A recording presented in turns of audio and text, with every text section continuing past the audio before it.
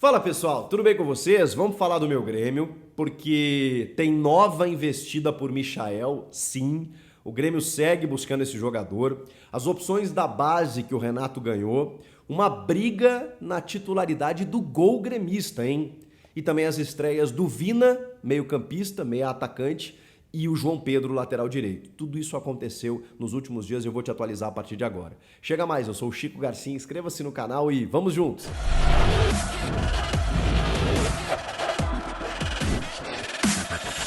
Eu vou começar por Michael, porque o repórter Diogo Rossi, da Rádio e TV Bandeirantes, lá de Porto Alegre, conseguiu apurar que o Grêmio nesta semana vai fazer uma nova investida pelo Michael.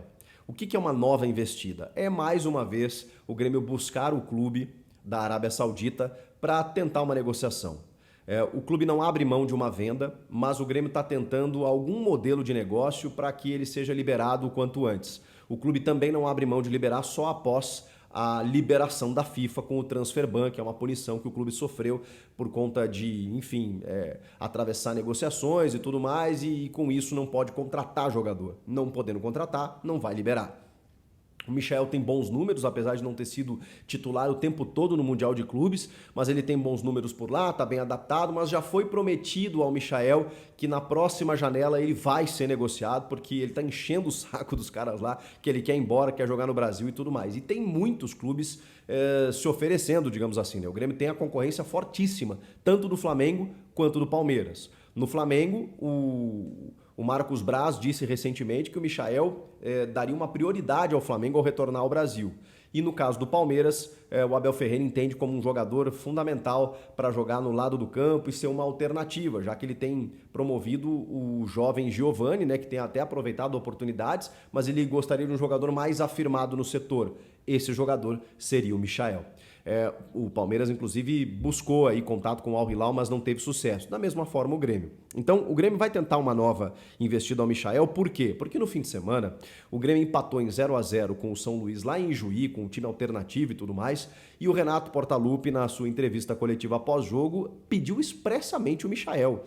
Disse, estamos conversando com a direção sabe do que eu quero, eu sei das questões financeiras, mas a gente está tentando entrar num denominador comum, porque esse é o jogador que eu quero, esse é o jogador que vai mudar o patamar do Grêmio.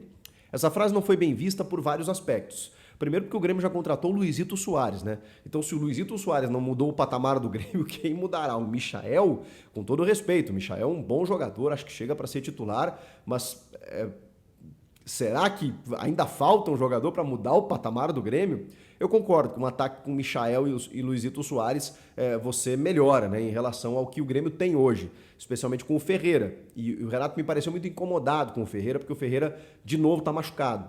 E tinha começado bem a temporada, um jogador envolvido, tendo uma sequência de jogos. O ano passado ele não jogou praticamente e o Renato parece que deu uma letra, assim, né? O Ferreira a gente não consegue contar com ele, então a gente precisa de uma alternativa para o setor.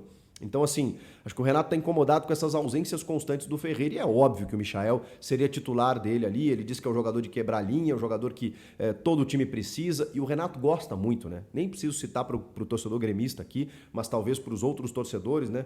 Só relembrar que o Renato, desde que chegou no clube lá em 2015, 16...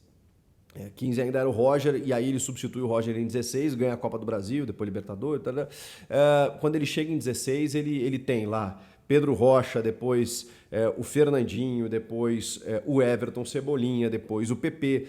O Renato foi fazendo uma sequência, né, de jogadores de beirada, porque ele gosta muito desse estilo de jogador. E o Renato entende que dessa forma ele consegue, especialmente em defesas fechadas, né, ter uma solução criativa. Então ele pediu, não é que ele pediu um reforço para o setor, como o Rogério Ceni faz aqui no São Paulo, né? Eu quero um ponta, eu quero um velocista. Não, ele pediu expressamente o Michael. E o Michael custa, segundo apurou o Diogo Rossi lá, 8,5 milhões de dólares.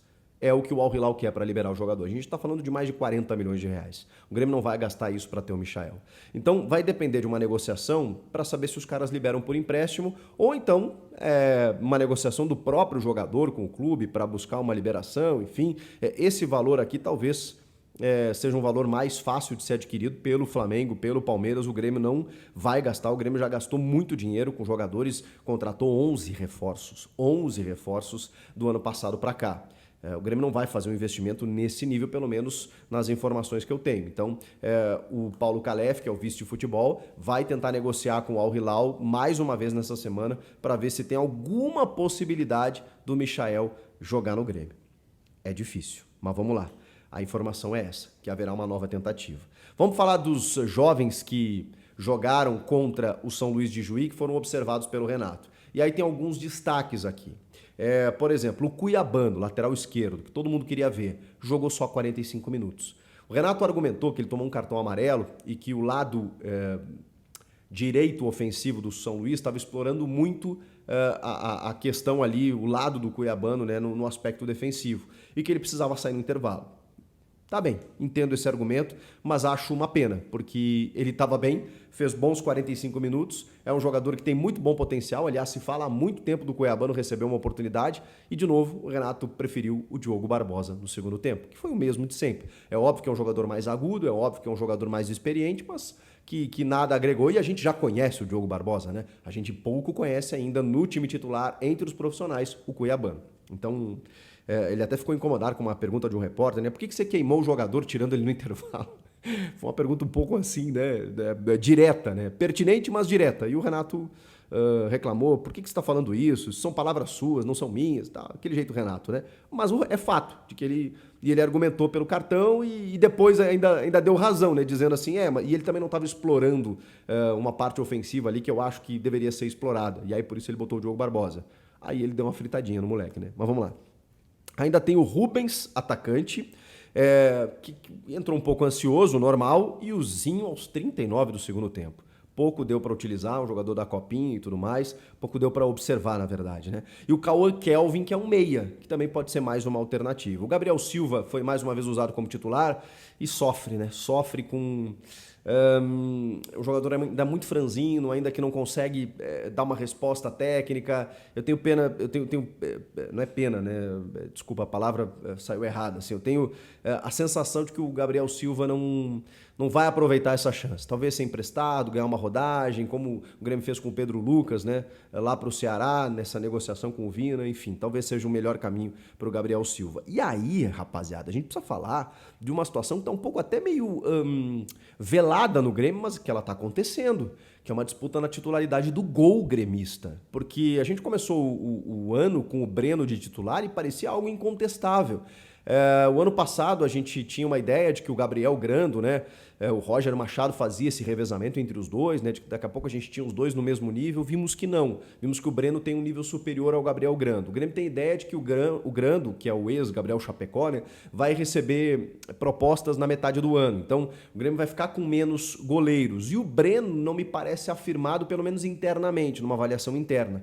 E aí o Adriel, de 22 anos, que é o terceiro goleiro, começou a receber oportunidades. E tem um negócio maluco que está acontecendo com o Adriel. Ele simplesmente não leva gols.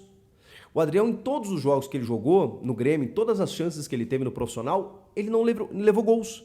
Uma coisa maluca. Ele estreou numa Recopa contra o Santa Cruz, em que o Grêmio goleou, ele não tomou gol. Depois ele jogou na Série B o ano passado com o Brusque, o Grêmio empatou em 0-0, não levou gols. E ele tem 2 jogos esse ano, né, já está no seu segundo jogo no Campeonato Gaúcho e ele também não levou gols. É um negócio maluco assim, né? Ele tem 4 jogos, né? Ele tem 3 vitórias e 1 empate. Meio louco isso, né? E vem ganhando corpo, vem ganhando... foi um pouco mais exigido nesse jogo, né? Contra o São Luís lá em Juí, mas vem ganhando força a titularidade do Adriel. Será que ele vai ser firmado? O Renato diz que está numa fase de testes, daqui a pouco não tem mais teste. E o Grêmio sondou a situação do Sérgio Rocher. Isso já indica que o Grêmio não está satisfeito com os goleiros que tem, né? Bom, Sérgio Rocher, 29 anos, do Nacional do Uruguai, titular da seleção uruguaia na última Copa do Mundo.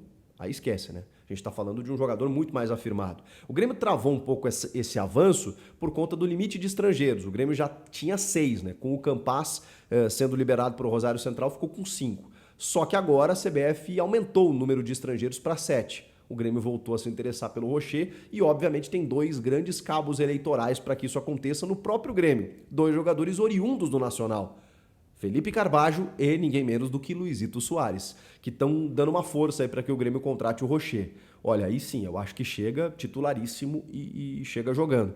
Enquanto isso não acontece, eu gosto muito do Breno, mas estou me impressionando aí com essa, obviamente, início ainda, né? Mas com esse bom retrospecto do Adriel no gol. Problema para o Renato resolver. E para a gente terminar, tiveram as estreias aí do Vina e do João Pedro nesse jogo contra o São Luís, né? Muitos garotos, mas também uma possibilidade da gente observar esses jogadores. O Vina eu achei muito bom, muito bom.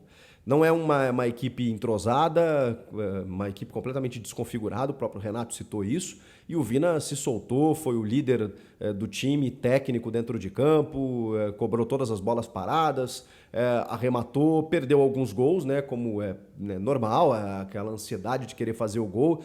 Tem um que ele aproveita uma saída errada e chuta, o goleiro defende meio que no contrapé, e depois uma que ele tá na frente do goleiro, é só tocar pro gol e ele quer furar a rede, como diz meu pai, né? Quis furar a rede, chutou muito embaixo com muita força, a bola subiu e ele perdeu o gol. E o João Pedro, que eu tenho muitas críticas porque vi ele jogar no Corinthians aqui, ou vi ele não jogar no Corinthians, e acho que não era uma contratação necessária, porque o Grêmio já tinha o Fábio e tem outros jogadores da base, como o Tomás Luciano, que não recebe oportunidade, mas ele foi bem, assim, naquilo que lhe cabia, né? Depois de 45 dias parado, visando essa pré-temporada e tudo mais, né? Ele estreou, saiu só aos 39 do segundo tempo e foi bem, assim, razoavelmente bem para uma estreia, para primeiro jogo e tudo mais. O Tassiano estava sendo aproveitado numa emergência, mas eu ainda não sei se o Renato não vai usar o Tassiano no Grenal caso ele precise. Por quê? Porque o Fábio está machucado com uma lesão muscular. O João Pedro foi contratado para isso, só que no Corinthians ele também foi contratado para ser o reserva do Fagner e nunca jogava,